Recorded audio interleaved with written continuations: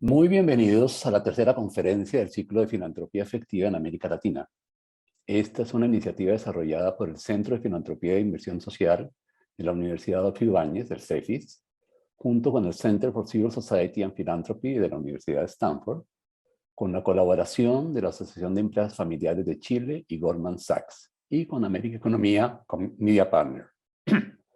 Saludo a todos y todas quienes hoy nos acompañan, conectados desde Chile, México, Argentina, Brasil, Perú, Colombia, Bolivia y otros países de la región.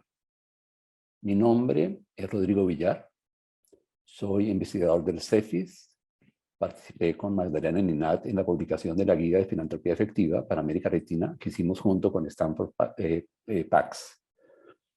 En esta guía proponemos que uno de los elementos claves para avanzar en la filantropía efectiva es el enfoque sistémico. Un enfoque que, como veremos durante el panel, requiere cambios por parte de los donantes para facilitar su adopción. El enfoque sistémico no es algo sencillo de adoptar. Implica maneras distintas de pensar y de actuar. Pensar en conexiones, en trabajo articulado, en lugar de enfocarse en silos y en áreas independientes. Pensar en el todo, en vez de enfocarse solamente en las partes. Pensar en las relaciones, en lugar de ver las cosas de manera aislada. Pensar de manera holística, tener conciencia de la complejidad de los problemas, desarrollar iniciativas de largo plazo e incorporar el aprendizaje continuo para leer y adaptarse al entorno cambiante. Requiere también contar con estrategias de planeación y acción no lineales y establecer estrategias de impacto colectivo y trabajo colaborativo. A pesar de los desafíos, este enfoque se está instalando en la región por todas las ventajas que proporciona. Para conversar sobre este fascinante tema y de sus avances y de sus desafíos, tenemos hoy tres importantes líderes de la región con amplia experiencia en el enfoque sistémico.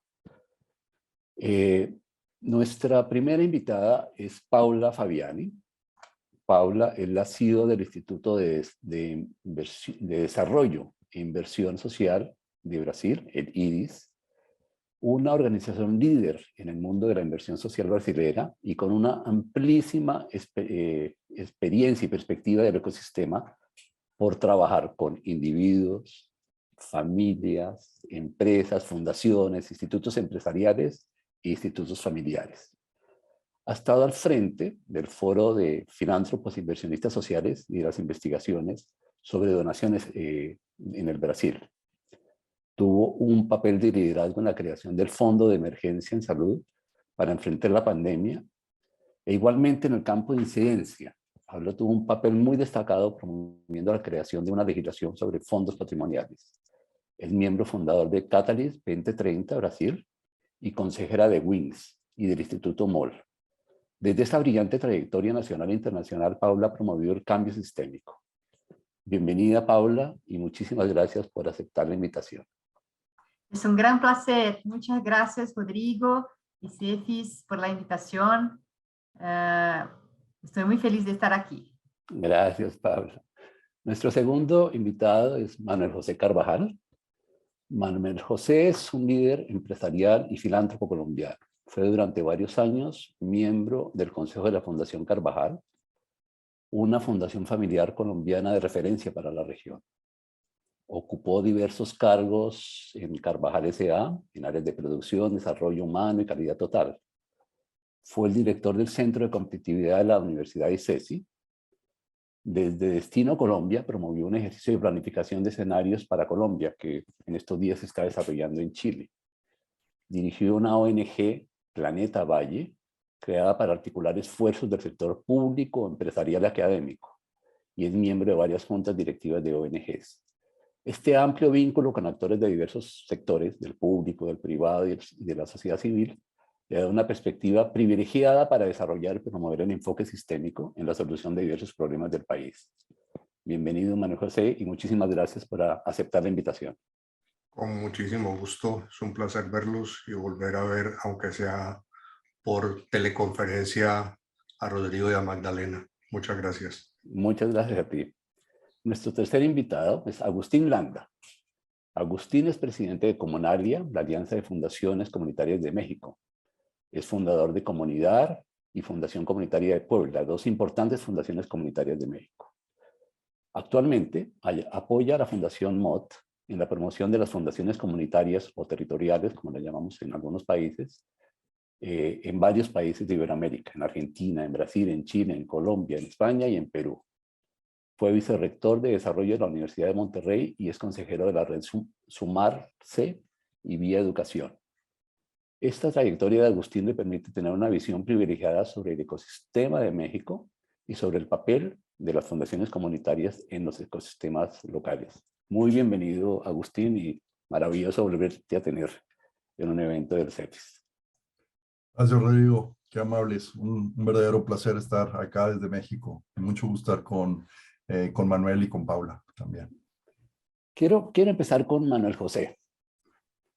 Manuel José, tú has escrito sobre la importancia del enfoque sistémico para la filantropía y desde muchos de los escenarios en los que participas has promovido este enfoque de cambio sistémico.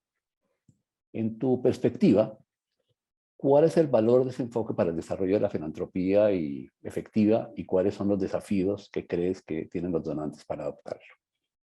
Te dejo la palabra. Bueno, muchas gracias. A ver, quiero iniciar contando dos anécdotas.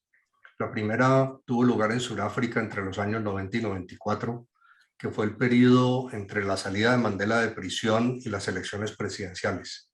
Era un periodo de mucha incertidumbre y en medio de eso, a veces el humor es importante. Había un cuento que decía que Sudáfrica tenía dos salidas.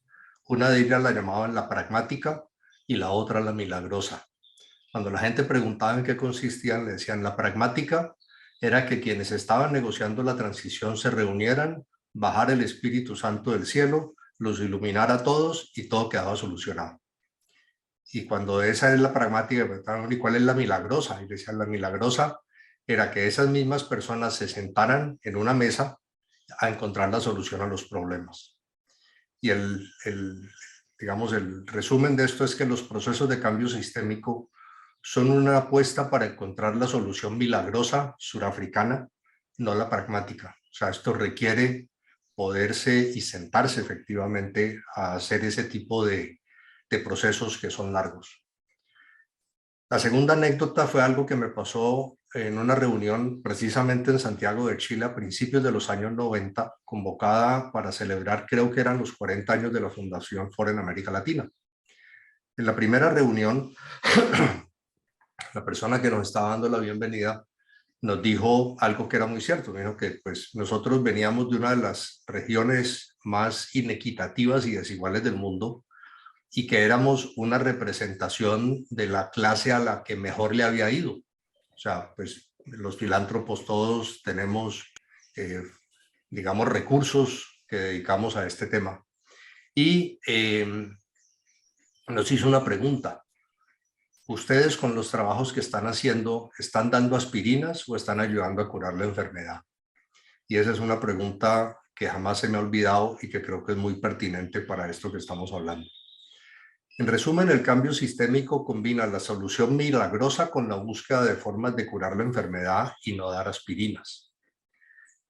En ese sentido, creo que la pandemia que todos hemos vivido y sufrido en estos 2 últimos años ha tenido unos efectos súbitos inesperados sobre salud mental y física, empleo, economía, medio ambiente, educación, etc.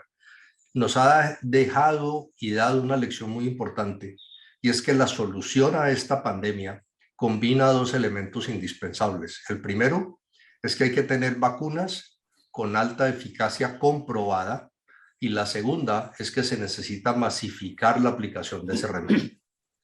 En el mundo social eso se traduce en tener intervenciones sociales con alta y comprobada eficacia y cuya aplicación sea masiva. Y ese es otro elemento que me parece que es supremamente importante dentro de esta visión de cambio sistémico. Esto nos lleva a tener una visión mucho más comprensiva e integral de los problemas que estamos abordando. Requiere tener en la mesa voces, visiones y estamentos distintos y asumir el reto y el trabajo de generar entendimientos comunes y acciones coordinadas y estar siempre evaluando los resultados, mejorando continuamente. Existen en el mundo muchas metodologías que ayudan en este sentido. Hay una que la Fundación Carvajal hace unos años, precisamente prepandemia, tuvimos la oportunidad de conocer, que se llama Strive Together en Estados Unidos. En algunos libros mencionan una experiencia colombiana que se llama Escuela Nueva, que es digna de conocer. Pero en esencia es apostarle a la búsqueda de la solución milagrosa del primer cuento, desarrollando intervenciones sociales escalables que curen la enfermedad. Esto requiere indudablemente un trabajo intersectorial con los retos y desafíos que eso implica, trabajar guiados por una aspiración o un sueño, el uso de evidencia, hechos y datos para ver qué funciona y qué no funciona, y eso a veces en el mundo social pues no es común, pero creo yo que cada vez es más común. Ver qué también funciona, qué no, y la apertura mental para entender puntos de vista distintos. Esto no es un trabajo fácil ni de corto plazo, pero lo considero indispensable si queremos aumentar la velocidad con que avanzamos en el mejoramiento de problemas sociales que tenemos en nuestra región. Y creo que algo que no lo dije explícitamente, pero creo que está implícito, pero quiero que quede claro, es que esta sentada requiere sentadas de actores diversos. O sea, no es solo el sector privado, no es solo el sector fundacional, sino que requiere en algunos casos gobiernos, puede ser locales, regionales, nacionales, sindicatos. Eso lo dicta más o menos el problema que se esté abordando. Entonces, esa es un poquito la forma como veo, y yo creo que es algo que siento que está cogiendo fuerza, y creo que es indispensable uno tener esto como un referente en mente. Bueno, José, muchas gracias. Muy claro. Intervenciones que sean eficaces, pero que tengan escala, que sienten a diversos, que sean intersectoriales y que ayuden a curar la enfermedad y no a dar aspirinas. Muchas gracias, Paola. Quiero continuar contigo. En un documento reciente del IDIS, señalan que una de las tendencias de la filantropía estratégica en Brasil, dentro del conjunto de estrategias que ustedes proponen en este documento, es la de inversión a largo plazo, y que este tipo de inversión permite impulsar transformaciones sistémicas para el país. Además de la inversión a largo plazo, en tu opinión, ¿qué otras condiciones son necesarias para promover el cambio sistémico? Gracias, Rodrigo. Y Manuel ya mencionó algunas de estas condiciones, pero me gusta la idea de que es importantísimo. Una condición fundamental para un cambio sistémico es tener una idea más clara de cuál es el problema, cuál es la causa, o sea, hacer un buen diagnóstico del problema que queremos enfrentar, y también tener instrumentos de evaluación en el camino para ajustar la trayectoria seleccionada, y también para buscar, a veces miramos en una causa, y cuando estamos más involucrados en la situación, percibimos que hay una causa más profunda que necesita ser enderezada, ser ajustada. Y solo el diagnóstico y los datos pueden ayudar en este desafío. Y una otra cosa que Manuel también mencionó, escuchar. Hay que escuchar mucho a los beneficiarios, a quien está en el territorio, porque ellos saben lo que necesitan. Entonces, es una condición importantísima para tener un cambio sistémico, es tener este proceso de escuchar a las personas, a los beneficiarios a todo momento. Y también tener un equilibrio de fuerzas. Hay un movimiento del shift the power que, o sea, que el donante no tenga sea una fuerza más importante do que la organización que está en el territorio o quien está, o mismo los beneficiarios. Hay que tener un equilibrio de fuerzas para que el cambio pueda ser posible. Mencionaste el largo plazo, pero hay necesidades de corto plazo también, y vimos eso algo sí, muy fuerte con la pandemia. Y entonces este juego del corto plazo con el largo plazo también es algo importante para el cambio sistémico. Y las causas transversales. Manuel también mencionó que no podemos cambiar la educación si no hay salud.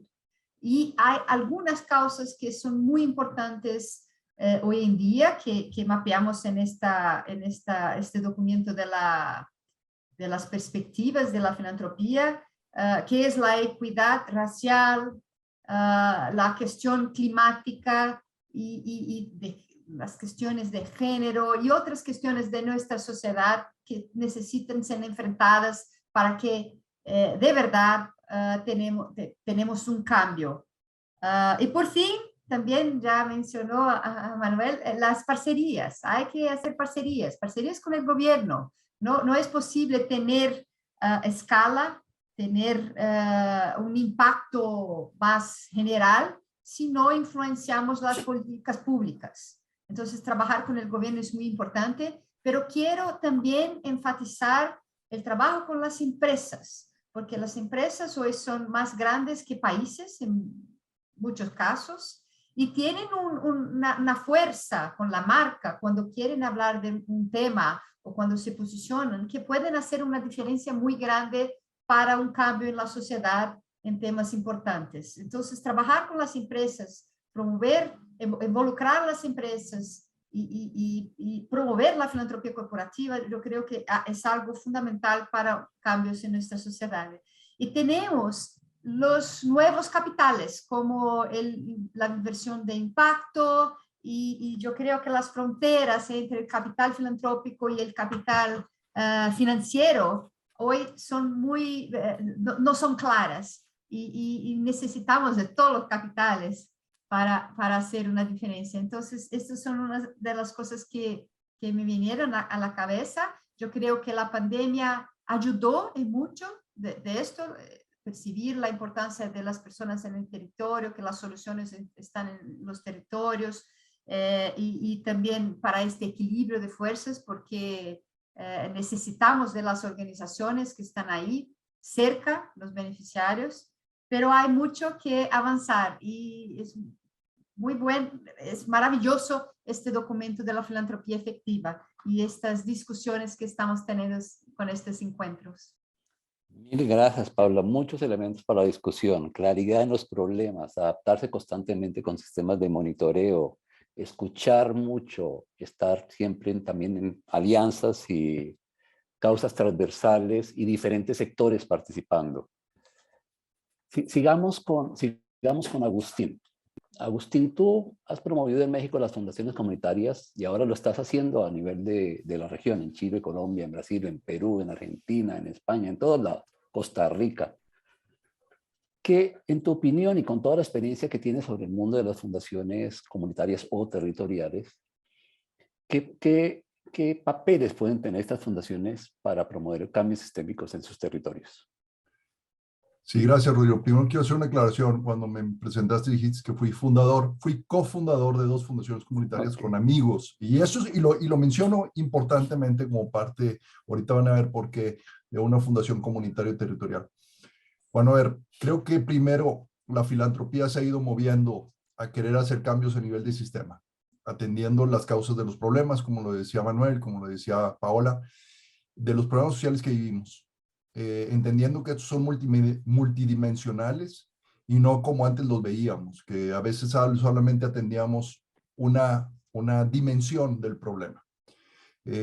También quiero mencionar que interesantemente en el mundo de las fundaciones comunitarias hay fundaciones que ya nos llevan algunos caminos adelantados, como por ejemplo la Fundación Comunitaria del Condado de Essex en Massachusetts, que ellos mismos ya tienen una definición de lo que le llaman ellos filantropía de sistemas. Y ellos lo mencionan que es el trabajo de atraer y proveer recursos filantrópicos para amplificar las iniciativas colaborativas, algo de lo que decía Manuel y lo decía Paula, basadas a nivel de la comunidad. Yo creo que esa es la diferencia cuando hablamos de una fundación territorial, una fundación comunitaria, para atacar las causas de raíz, es decir, la causa de la enfermedad, no nada más dar la aspirina, de los problemas y retos sistémicos para lograr un impacto a nivel, y esto es importante, un impacto a nivel de la población, creo, de la calidad de la vida de las personas. Las fundaciones comunitarias o territoriales, por diseño, tienen ciertos principios que les permiten tener un amplio alcance que se fundamenta en su independencia, en su flexibilidad y en su permanencia, y les permiten adaptarse a las necesidades, y como lo decía Paula, de corto y largo plazo, de una comunidad específica, una ciudad o territorio. Y porque eso es lo que hace una fundación comunitaria o territorial, que está enfocada y basada en un enfoque territorial, en un enfoque del lugar. Tiene la capacidad de construir relaciones personales profundas, conocer a fondo las necesidades y también los activos y recursos que la comunidad tiene. Tiene la capacidad como donante, pero también como atractor de donantes, es decir, ayuda a convenir, a juntar, a articular. Y porque tiene una capacidad de neutralidad en la comunidad, tiene una habilidad para soportar una infraestructura colaborativa y entonces poder ver en largo plazo los cambios que se necesitan para hacer un cambio de sistema. Debo decir que las fundaciones comunitarias ahora, no siempre han sido así, buscan que todas las personas de su territorio, e inclusive sus subterritorios, es decir, tal vez barrios, etcétera, tengan un mecanismo económico independiente, colectivo y flexible para poder hacer las inversiones necesarias para atender las necesidades o cambios necesarios de esa comunidad. Y porque las fundaciones comunitarias o territoriales no atienden una sola causa, necesidad o problema del territorio, pueden ayudar a articular un cambio que transforme la comunidad. Porque al usar su influencia y también sus recursos, puede hacer cambios en las mentalidades, y eso es muy importante. Para que un cambio sistémico pegue, tenemos que cambiar la mente de las personas, porque todo bien o todo mal vive desde el espíritu, desde las personas, o de lo que hacen las personas. Entonces tenemos que cambiar la forma de ver las cosas. Y con ello se generan nuevas formas de convivencia, y algo que mencionaba de alguna manera Paula, se empiezan a hacer cambios de las dinámicas de poder.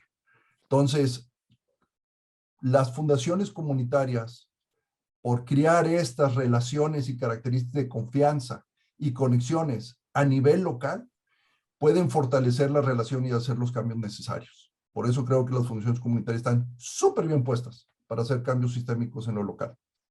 Mil gracias, Agustín. Pensar a nivel local en los problemas de manera multidimensional, en los territorios, generar estructuras locales. Y un punto bien importante que mencionas, que no había salido, el tema de las asimetrías de poder y trabajar a nivel de estas asimetrías. El tiempo corrió, voló, nos quedan 5 minutos, así que voy a dar 1 minuto a cada uno para una reflexión muy rápida sobre cuáles, a su juicio, son los cambios que deben hacer los donantes para facilitar el avance del enfoque sistémico en la región. Paula, por favor, 1 minuto. Un minuto. Bueno, un punto muy importante es no querer solo para sí el liderazgo. este es algo muy difícil para empresarios bien sucedidos, que son lideranzas muy importantes, abrir mano de sus liderazgos, pero es muy importante, inclusive para que la escucha sea efectiva. También en esta cuestión de la visión de largo plazo, los endowments, los fondos patrimoniales, yo creo que es un instrumento muy importante para cambios sistémicos, porque necesitamos años y años inversionando en algo para que se cambie. Entonces, creo que es algo que los donantes en Latinoamérica deberían tener más atención.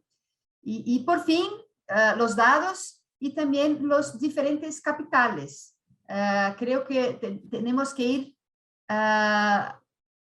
usar no solo el capital filantrópico, pero también el capital financiero que puede tener un impacto social importante, socioambiental. Mil gracias. Agustín, un minuto. Yo creo Cambios que de los donantes. Yo creo que debe de hacer dos cosas. Los donantes debemos de ser menos timoratos, perdón que lo diga así, tenemos que arriesgar más.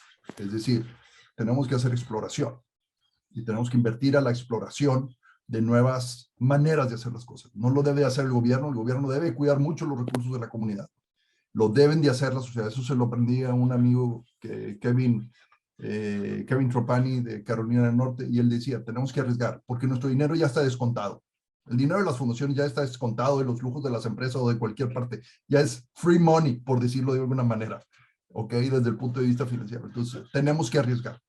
Y la otra parte es que las fundaciones o los donantes no tienen que invertir nada más en proyectos de corto plazo para ver resultados inmediatos.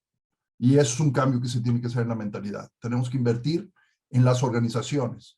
Lo que dice Dan Pallotta, de invertir en buenos salarios de las personas, de invertir en mercadotecnia de las organizaciones para que la gente las conozca.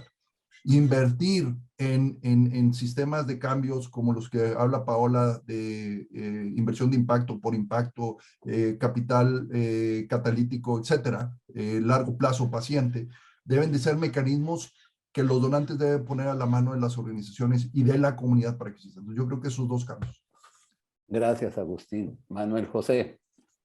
Bueno, yo propondría, hay uno que me parece que es muy fundamental y es enamorarse del problema.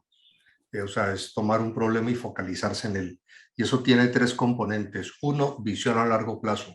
Estas no son cosas que es para sacar el aviso en el periódico o hacer la comida o el evento, sino que es un trabajo, digamos, de una visión más de largo plazo. Segundo, hay que, yo diría, aprender de cómo se hace, cuáles son las buenas prácticas que se tienen que llevar a cabo y que se le ponga atención al proceso.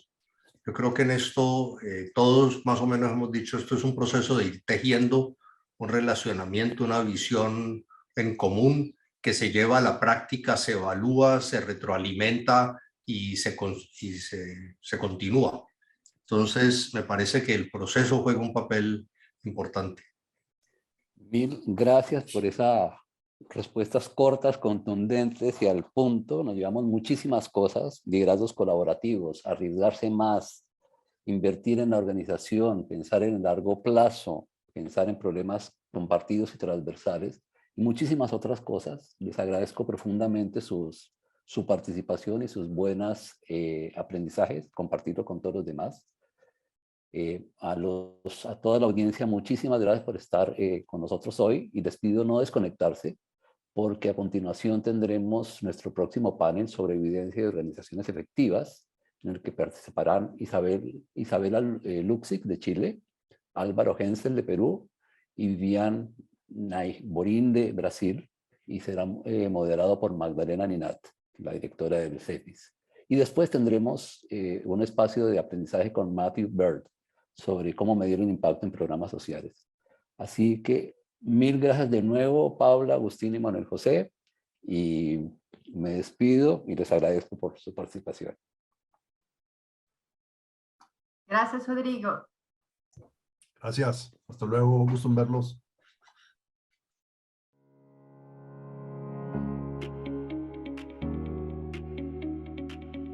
La evidencia es la voz de la inversión. La inversión nos habla con datos. Es una voz que nos dice, por aquí sí, por acá no, vamos a cancelar este programa, vamos a fortalecer este otro. Incluso también nos ayuda a visualizar también las alianzas que podemos hacer con otros actores. Considero que una de las principales razones para usar evidencia en los programas filantrópicos es poder maximizar el impacto con eficiencia en el uso de los recursos. La búsqueda de eficiencia es fundamental en un escenario de escasez financiera como es en los países latinoamericanos. Y utilizar información robusta y validada por expertos en una iniciativa, desde su concepción hasta la evaluación de impacto, permite obtener mejores resultados con la misma cantidad de recursos, maximizando el impacto.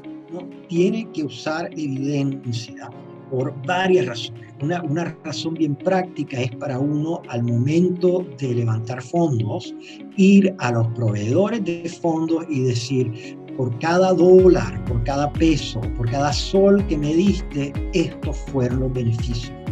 Los recursos son limitados hasta en el Gates Foundation, o sea que hay que buscar la forma de maximizar esos recursos y la manera más eficiente de hacerlo es a través de la medición de impacto.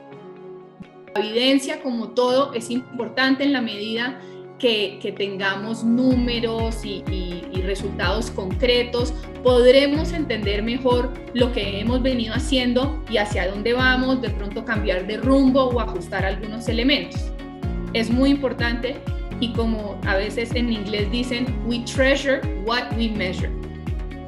Cuando un donante se involucra, una institución filantrópica se involucra en generar cambio social, es fundamental partir de la evidencia, del conocimiento previo, de la experiencia estudiada sistemáticamente alrededor de la problemática que queremos abordar.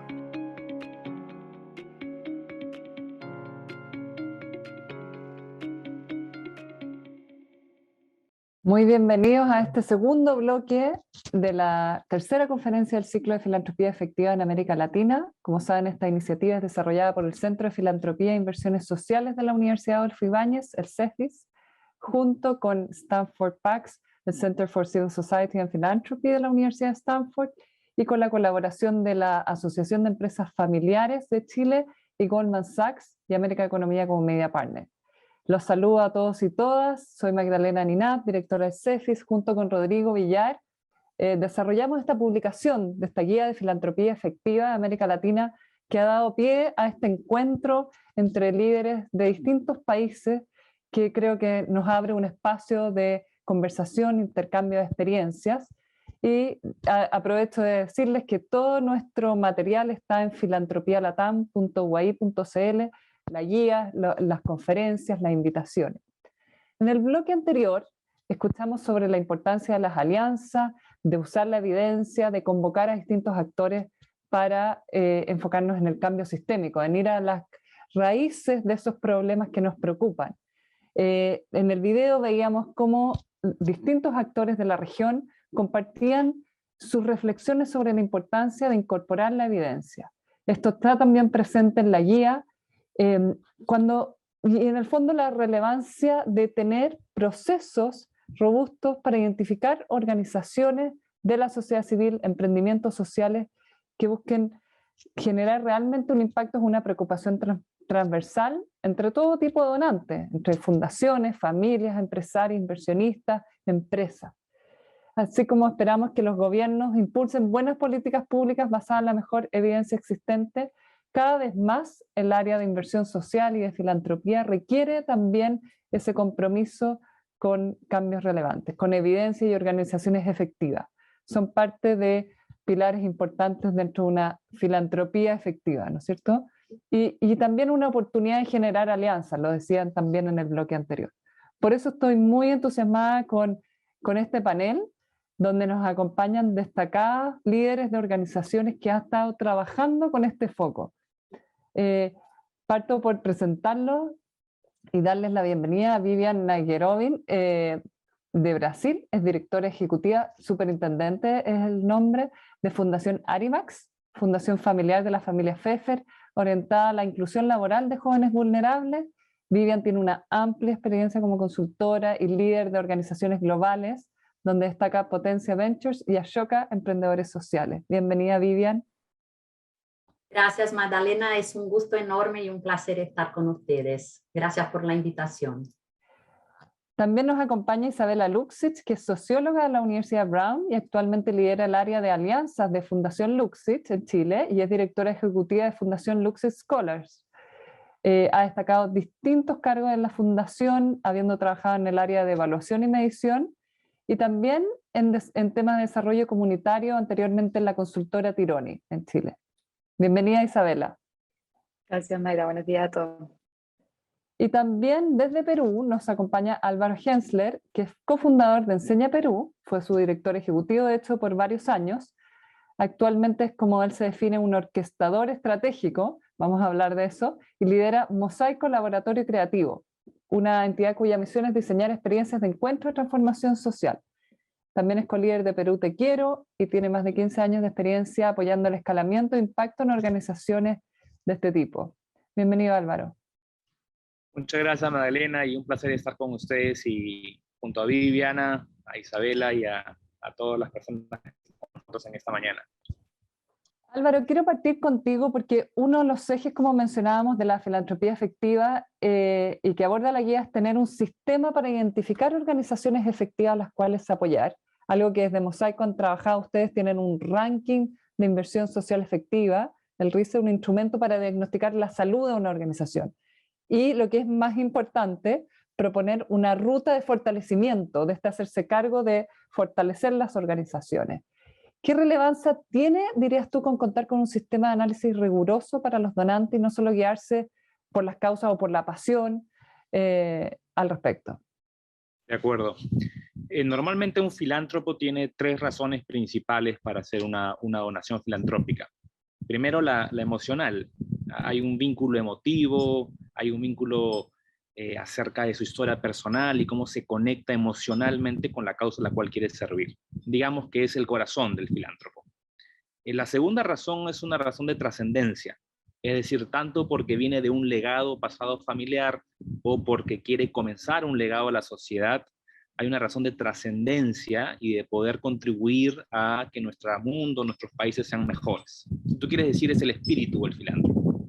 Y finalmente hay una tercera razón, que es una suerte de análisis y alineamiento estratégico en relación a sus propios intereses válidos, privados, familiares, corporativos, empresariales, lo cual requiere un análisis riguroso acerca de las causas a las cuales va a donar. Si quieres decirlo, la mente. Es decir, el filántropo tiene el corazón, el espíritu y la mente, y muchas veces, sobre todo en el pasado, creo que eso cada vez se ha perdido más, solamente se ha dado predominancia al corazón, el espíritu del filántropo, no tomando tanto en cuenta la mente, analizando con rigurosidad iniciativas, proyectos, plataformas, movimientos sociales que puedan tener no solamente un impacto hacia la sociedad, sino también un alineamiento con los intereses que pueda tener el filántropo. Así como en el mundo privado existe el due diligence o la auditoría de venta-compra o la debida diligencia entre un comprador y un vendedor para hacerse cargo de una gran corporación, de una empresa, de un activo, y hay un proceso de un tercero muy riguroso, muy analítico en todos los elementos alrededor de esa compra-venta. De la misma manera en el mundo filantrópico, y cuanto más, dado que no es una transacción, sino es un elemento trascendente, se requiere de estos análisis. En Mosaico hemos definido 8 elementos que es importante en una transacción trascendente entre filántropos e iniciativas, por hacer un análisis muy riguroso de data.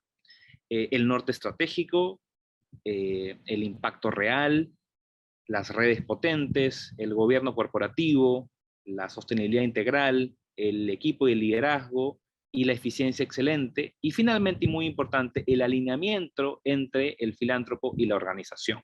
Cada uno de estos 8 categorías tienen a su misma vez 4 subcategorías, y cada uno de estos elementos muy importantes y muy detallados en cómo mirar dónde está la iniciativa o causa social, y como tú bien dices, Magdalena, cómo hacer, dónde está y hacia dónde debería ir y a dónde podría ir.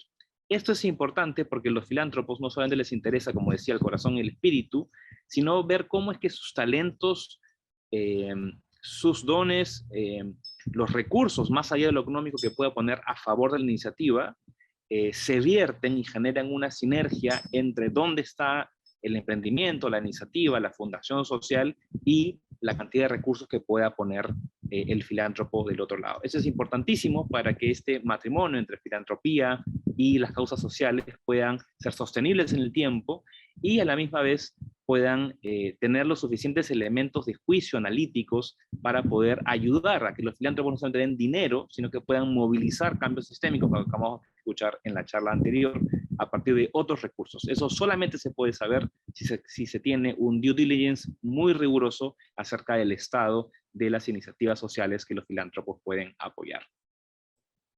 Muchas gracias, Álvaro. Buenos elementos tener este análisis más objetivo, ¿no?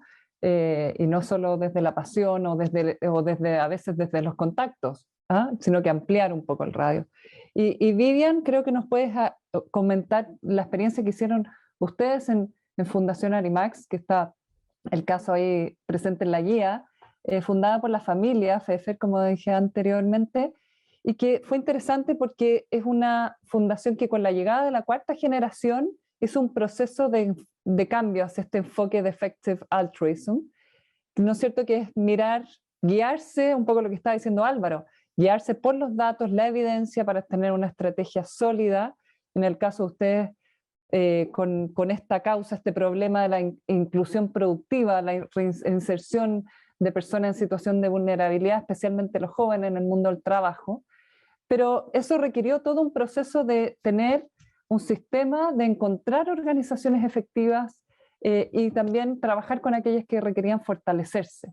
¿Qué significa? Y ahí desde un enfoque de alianzas, que me parece que es interesante eso. ¿Qué significa, de hecho, que ustedes hablen de estas organizaciones a las cuales donan o apoyan, no como donatarias, sino que como aliadas? Perfecto. Bueno, esa es una pregunta muy importante, Magdalena, y me gustaría destacar 4 puntos que me parecen muy críticos para que eso pueda ocurrir realmente en la práctica y no solo sonar como una aspiración ideal. Yo creo que el primer punto es que el donante debe incorporar en su identidad institucional el mensaje claro que se posiciona como un aliado de la causa, no como el protagonista, no como el líder detentor de todas las respuestas. Entonces, es importante que eso se pueda reflejar en la comunicación institucional, en la página web, en los mensajes, en las charlas, en los intercambios con potenciales aliados. Nosotros en Fundación Arimax siempre dejamos claro que nuestro compromiso primero es con la causa y una causa presentada a partir de un diagnóstico con base en evidencias. Sumado a eso, tenemos una visión de que para desafíos complejos necesitamos trabajar en alianzas y en colaboración, y eso es un eje fundamental de nuestro trabajo.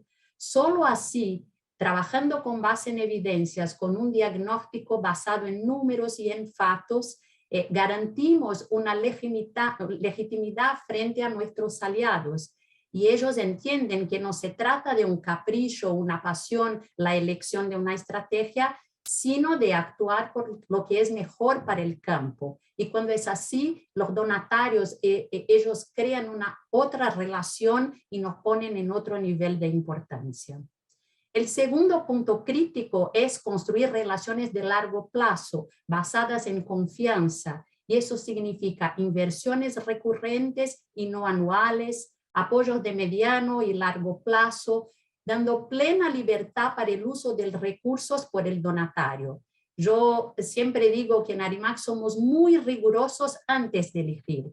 Siempre nos apoyamos en las evidencias, siempre hacemos muchas charlas, muchos análisis, pero una vez elegido tenemos plena confianza en ese aliado y trabajamos a su lado co-construyendo, co-creando las soluciones.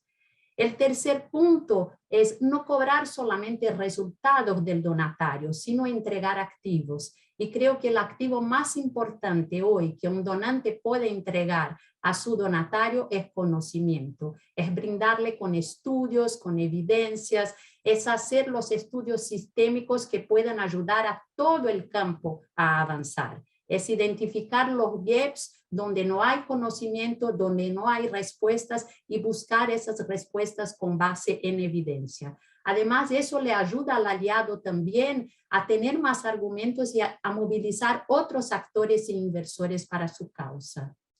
Y por último, pero igualmente importante, yo creo que es muy importante para los donantes trabajar permanentemente articulando otros actores, otros players en el campo para el desarrollo de la causa. Y eso tiene que ver con actuar en colaboración, con actuar en alianza, pero más que eso, tiene que ver con identificar los gaps sistémicos y liderar iniciativas junto con los aliados para solucionar esos desafíos. Esos desafíos, cuando superados, permiten que todo el campo avance, que tengamos un impacto más estructural, que cambiemos cultura y que tengamos más impacto. Entonces, creo que esos son los puntos, hay muchos, pero son los puntos principales para trabajar con base en evidencia en un trabajo de alianza con equilibrio de fuerzas. Gracias, Vivian. Justamente de ese tema quiero profundizar con Isabela, este trabajo de alianza y la incorporación de la evidencia como parte del quehacer de una fundación. Y además en el caso de la Fundación Luxich de Chile, es una fundación que tiene una fuerte trayectoria en el ámbito de la educación, pero también en otros ámbitos, en el ámbito del emprendimiento, en el ámbito del deporte y ahora en el desarrollo territorial. Entonces, tú como a cargo del área de alianza, la fundación, ¿qué relevancia tiene este enfoque hacia el impacto para tender puentes con otros, para ser mejores donantes también, e incorporar la evidencia en la toma de decisiones? Sí, para nosotros yo creo que el desafío es ser efectivos en la solución. Y para eso se requiere evidencia y la evaluación. Para nosotros también la definición está en no hablar de impacto, a menos que se tenga una evaluación de impacto y que así certifique esa evidencia en el fondo. Pero hay 3 tipos de evaluaciones previas que nos permiten entregar soluciones de calidad. Y eso es lo importante. Yo creo que lo importante está en las evaluaciones de diseño, de implementación y de resultados que permiten en el fondo diseñar una iniciativa o un programa como de calidad. Pero lo clave para ello, en el fondo, es basarse en la evidencia, y para nosotros la evidencia tiene 2 fuentes clave. Uno es la experiencia usuaria y la otra es la teoría. En la primera, digamos, la experiencia usuaria del beneficiario, es clave poder conectarse con la persona, conversar, escuchar, tener entrevistas, visitar terreno, tener la experiencia en conjunto con las personas para así poder entender y identificar mejor la necesidad del problema que se busca resolver. Yo creo que varios ya lo han venido mencionando en el fondo, la necesidad de entender el problema en profundidad, y eso requiere acercarse a las personas porque ellos también tienen muchas luces generalmente a las posibles soluciones. En el fondo, el segundo lado, y creo que es el complemento clave, es la teoría, cuando requiere mucha revisión de literatura y de la evidencia que ya existe, entrevistar a expertos, conocer experiencias ya desarrolladas, por qué funcionó, qué falló en el fondo, y poner a disposición ese conocimiento técnico y facilitar la llegada de esa información para los tomadores de decisiones, y que en el fondo, junto a las comunidades, se puedan diseñar en el fondo teorías de cambio robustas que definan adecuadamente el problema y por ende una solución. Obviamente entendemos que esto puede ir evolucionando, pero lo clave es tener esto basado en la evidencia. Y sin eso creo que es difícil en el fondo avanzar hacia el trabajo con otros. Creo que el trabajo con otros es central a todo ese proceso, digamos. La entrega de programas de calidad requiere el trabajo y la colaboración con expertos como con las comunidades. Es clave, creo, reconocer la imposibilidad de lograr los cambios por sí solos. Ninguna institución es capaz probablemente de resolver un problema, ya que varios han dicho, son todos multisistémicos y súper complejos en general. Y se requiere la capacidad de traer expertos, de convocar desde el problema, de alinear en el objetivo y ser eficaces en la entrega de solución. Tener un propósito convocante que traiga a los mejores, en el fondo, los que ya tienen experiencia y ya han sido eficaces en resolver problemas, permite en el fondo que el diseño de la iniciativa sea mucho más pertinente, permite haber conocido en mayor profundidad la realidad y los problemas que afectan a los públicos y las comunidades y sus territorios, permite ampliar la capacidad mediante redes locales, permite co-construir las soluciones pertinentes y eficaces para los usuarios. Todo esto obviamente decanta en mejorar la calidad, el alcance y la profundidad de las iniciativas que se puedan llegar a desarrollar, y en el proceso obviamente es muy valioso el intercambio de conocimientos, de capacidades y de experiencias que pueden haber entre los distintos actores involucrados. Los expertos obviamente tienen muchas cosas que se pueden complementar entre sí, las capacidades de distintas organizaciones son diferentes y es necesario en el fondo promover buenas prácticas y complementar y compartir metodologías e innovaciones. Por último, creo que es súper importante en el trabajo con otros, y especialmente cuando uno trabaja con expertos en las áreas temáticas, nosotros siempre buscamos desarrollar nuestros programas con quienes ya llevan una larga trayectoria en las áreas que trabajamos. Aumenta la legitimidad un poco de lo que uno hace, aumenta la credibilidad y la calidad de lo que uno está haciendo, en el fondo palancar de la experiencia y del trabajo y de la técnica que ya existe, junto con la experiencia usuaria, la visión y la información que nos pueden dar las comunidades es clave en el fondo para poder entregar soluciones pertinentes y eficaces a las comunidades. Súper interesante, Isabela, planteas esta idea de que el conocimiento está para buen diseño de programas y para generar alianzas, no solo está un poco en la literatura, que es una buena fuente, ¿no es cierto?, en los estudios de evaluación de impacto, en los expertos, sino que también en los propios usuarios. Y quizás esa apertura a falta. También pienso nosotros que tenemos en el CEFIS estos programas de formación, cursos, diplomados, etcétera.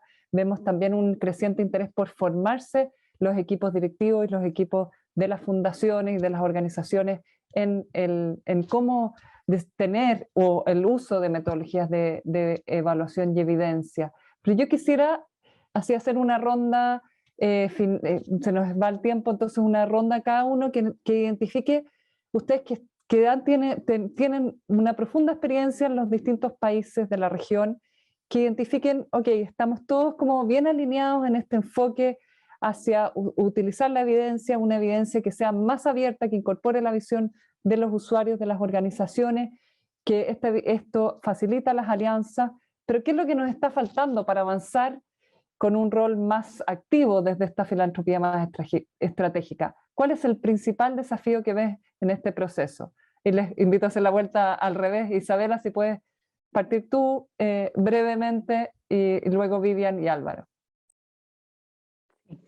Yo creo, como ya dije, en el fondo yo apostaría y pondría las fichas en la evaluación y la evidencia. En el fondo, sin eso es difícil poder hacer filantropía estratégica y menos poder entregar un servicio de calidad. O sea, yo creo que el fin último es siempre entregar un servicio de calidad al beneficiario o al usuario final, tratar de resolver un problema, y sin una buena definición del problema previamente es difícil llegar a eso.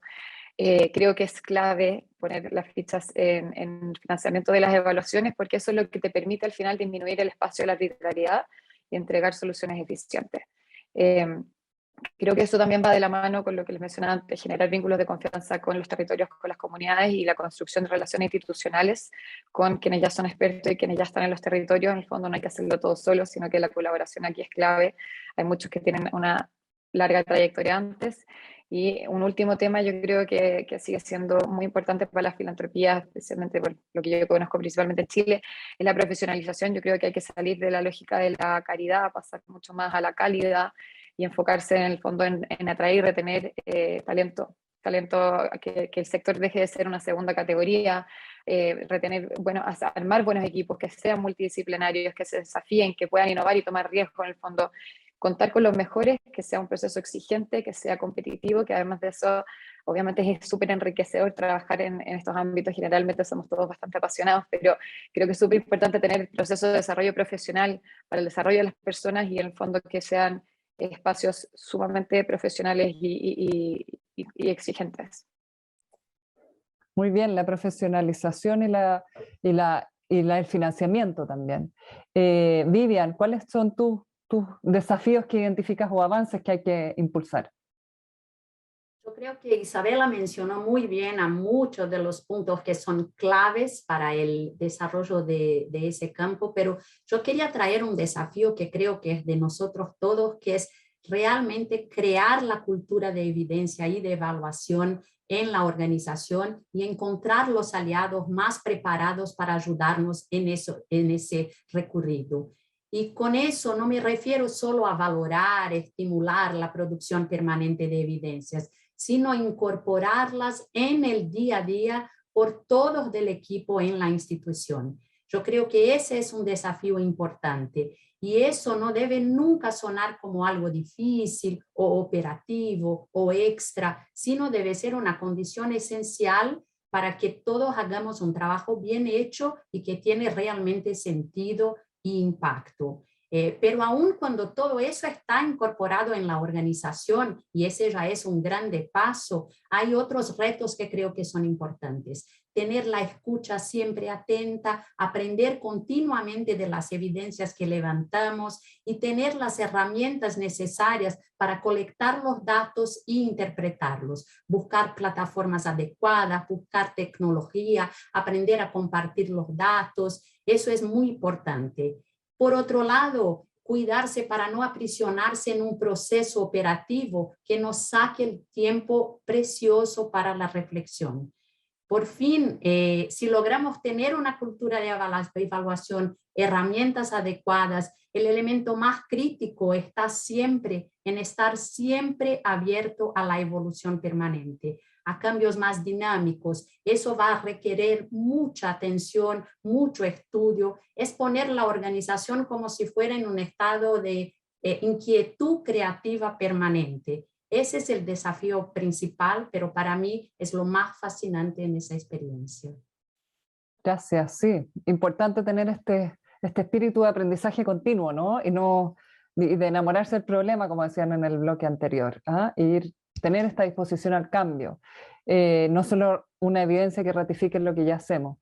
Álvaro, ¿cuál es tu mirada quizás más desde del cambio que se requiere en las organizaciones que reciben los recursos?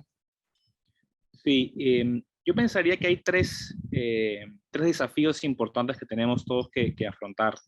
El primero es que tenemos que aumentar significativamente el tamaño del mercado de la filantropía en América Latina. Aún sigue siendo una cantidad insuficiente y baja en relación a la creación de riqueza en las últimas décadas en la región, y hay mucho campo para aumentar los recursos filantrópicos, tanto de los que ya dan, como de sectores de clase media, o que puedan aportar aún más con mecanismos más democráticos de filantropía. Y eso es importante porque en la medida que aumenta el tamaño del mercado filantrópico, va a haber más necesidades de poder aumentar su calidad y su buen funcionamiento. Y lo segundo, y lo dijo Isabela, es que tenemos que las fundaciones filantrópicas y las iniciativas sociales tenemos que aumentar nuestro nivel de profesionalización. Tenemos que invertir en equipos ejecutivos importantes, tenemos que invertir en construir directorios y gobiernos corporativos que funcionen.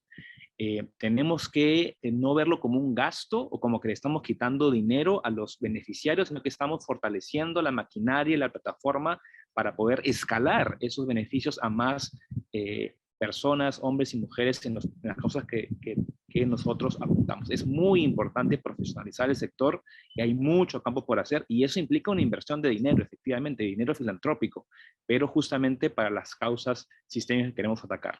Y por último, aquellas fundaciones que muchos están con nosotros escuchando, tenemos que hacer lo que yo llamo una auditoría filantrópica.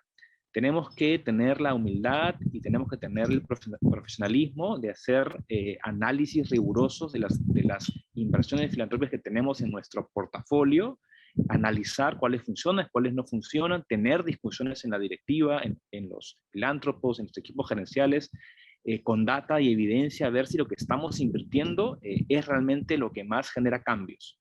Y muchas veces es importante, a la misma vez, como ponía el ejemplo anterior, en el mundo privado hay expertos externos que nos dicen con evidencia qué es lo que está sucediendo. Dado que nuestro corazón y nuestro espíritu están muy comprometidos, a veces necesitamos una mirada externa que nos pueda dar una mirada analítica clara y analizar, hacer un alto, hacer una auditoría filantrópica de lo que estamos haciendo y tomar decisiones en cuáles continuamos, en cuáles ponemos más recursos, en cuáles comenzamos a salir y cuáles son otras necesidades que la región, nuestro país, nuestra comunidad necesita. Tenemos que meter la mentalidad de filantropía, la auditoría, el profesionalismo y poder aumentar significativamente los recursos filantrópicos en la región y de una manera mucho más rigurosa y con más evidencia.